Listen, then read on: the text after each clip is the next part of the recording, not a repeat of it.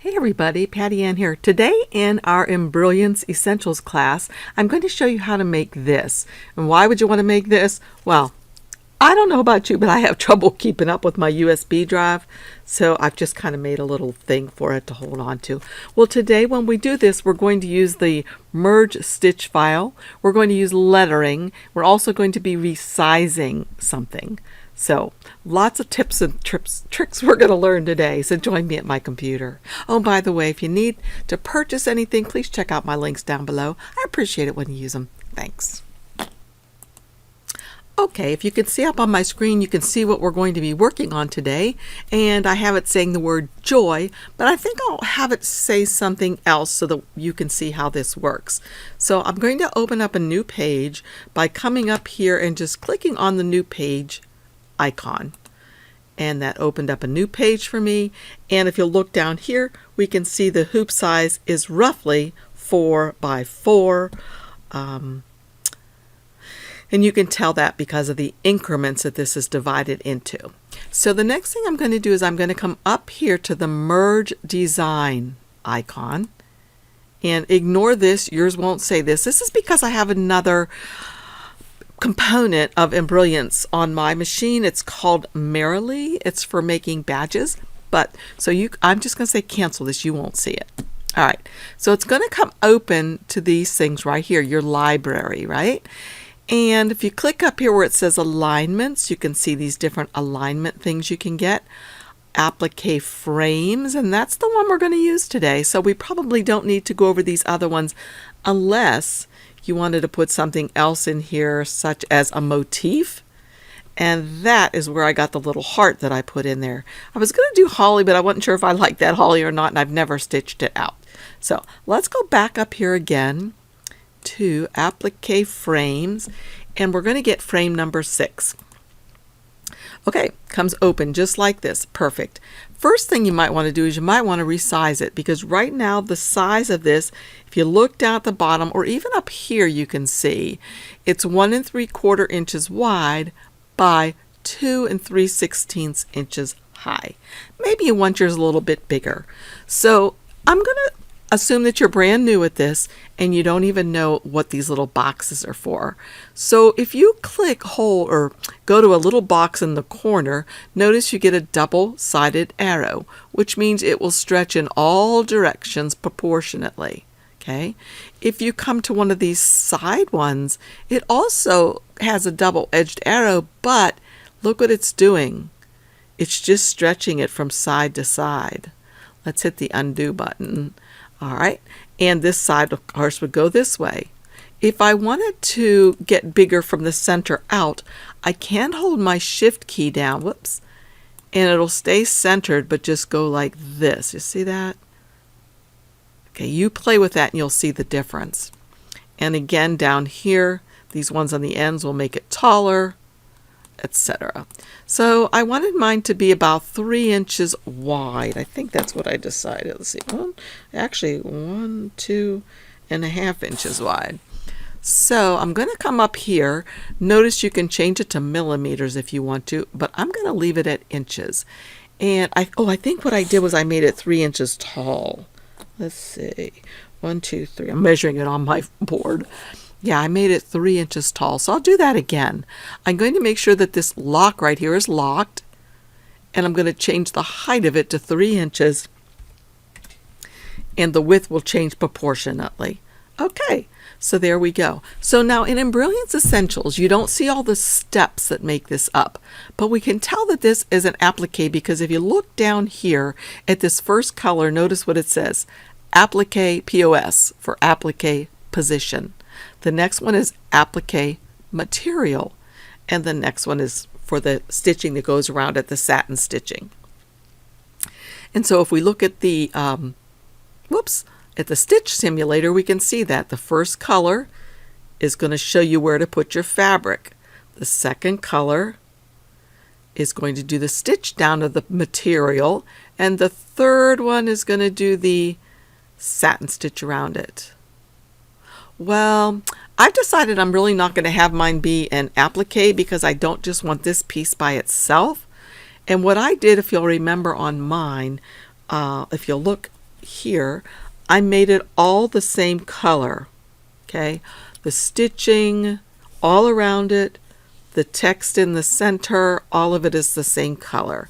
So to do that, all you have to do is this. So all you have to do is come down here to where it says one color.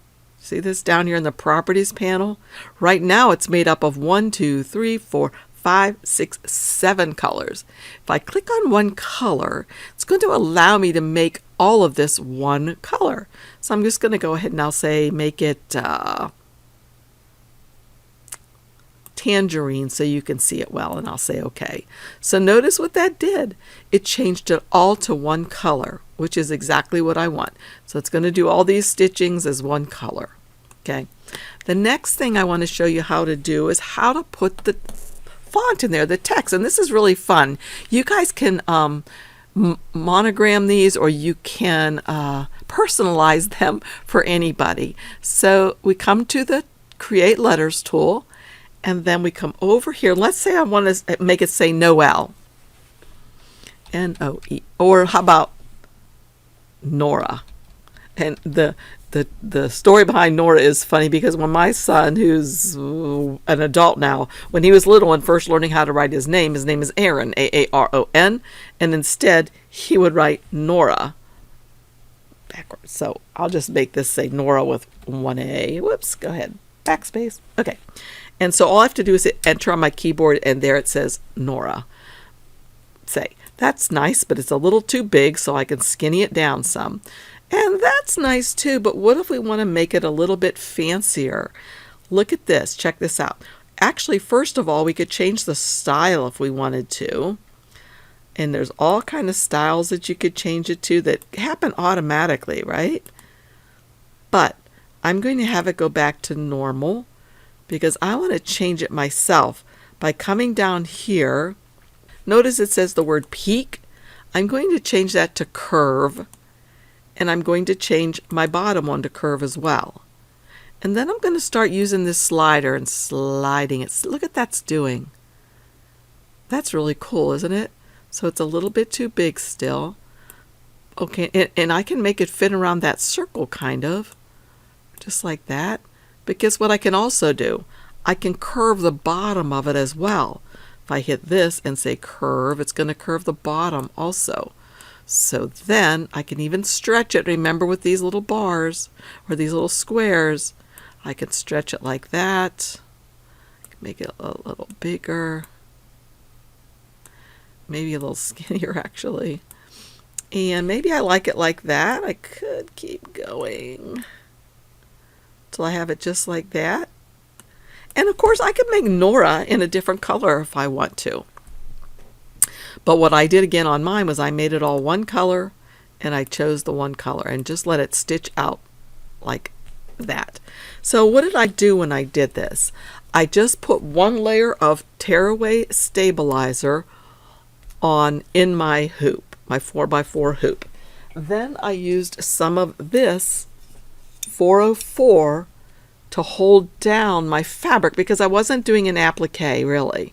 I'm just doing a big piece that I cut around by myself at the very end, because I wanted the top part involved also. The only thing that was the applique, if you'll look at the original here, was the circle, and I wanted all of this to be cut out or to be on the same fabric. So I used the 404, and I just sprayed the back of my fabric and put it down on top of my tearaway stabilizer. And then I just hit go, and I stitched out the whole thing. When I was done, I took it out of the frame, out of the hoop, and I took away the tearaway stabilizer. Then I got this fake leather, faux leather. I don't know if you remember, but remember when I was making earrings the other day and I said there's this 1 or 2 or 3 sheets that were so textured that I didn't want to put them through my machine. So what I did was I used some glue. You can use any kind of glue, that E6000, anything that you have, permanent glue, and I glued it to the back. When it was dry, then I just took my scissors and cut around this. To make the hole in the center up here, I happen to use, well, this tool that I have that I use for a lot of other things, but you don't have to have one of these. If you have one of the crocodiles or something like that, or anything would probably work to make the hole up here. And then I just got a ring, put it through, and I had a hard time holding the opening open.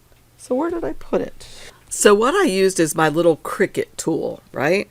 I just went into this thing right here, stuck the Cricut tool down in there to open it up, and pulled it back like that to hold it open while I threaded the various things on it.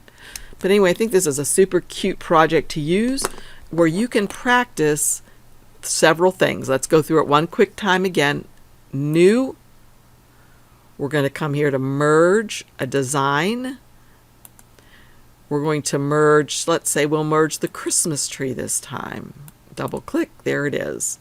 I can resize it. Remember, if I want it chubbier, I can use this and move it chubbier. If I want it to stay centered as it is, I can hold down my Shift key and watch the center of the tree. It's going to grow bigger from side to side. Okay, let's hit undo to go back.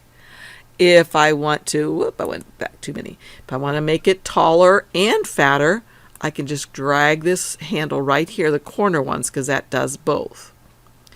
If I know I wanted it to be a specific size, I can come right up here. Let's say I want its height to be 3 inches. I can change a 3 here. As long as the lock is locked, it will automatically change the 2. Enter. There it is. Let's see what else. Oh yes, if we wanted to put some text in here, we can do this. The ABCs. It comes in automatically. We come over here to letters. And on this one, we can change it however we want. Maybe let's make it say Nora again. And hit enter. And maybe this time we want to use one of these styles. Maybe we want Nora to be vertical like that. So it'll fit right down the center of the tree. Just like that. And again, if I want everything to be the same color, because right now, again, if you look over here, you can see this is an applique. It's going to do the applique position, applique material, and then it's going to do the satin stitch around it. If we don't want it to necessarily be that, but we want it on a, well, this one we could do because there's no extra little pieces. So we could leave it like this and just change Nora maybe to the same green color if you wanted. So you could come over here to where it says color. We have the letters selected here, color. And if I click on palettes, that's going to allow me to just choose colors that are in the palette or on the page right now. So there's the green, and I know it's exactly the same green, and I can say OK. And that is that. So if we run the stitch simulator again, we have the placement stitch. So you know where in the heck to put your green fabric. And then once the placement stitch, we have the tack down, which is your material stitch, and it's tacking it down. And at this point, it will stop again so that you can change your thread color if you'd like to for the satin stitch right there. And again, it'll go through, stitch out Nora, and you can take this off, trim around it. There are other ways to do appliques, but this is just a very, very, very simple one. So you could trim around this with your scissors, put a hole in here if you'd want to, and make it also something like a key fob or something like that. So that's it. I hope you like this tutorial, and I hope that you'll make something like this because it helps you to actually even make things to learn. At least it does for me. That's why I like little projects as often as I can that coincide with what I'm trying to teach that day. So again, thanks for joining me. I look forward to seeing you again next time. Bye.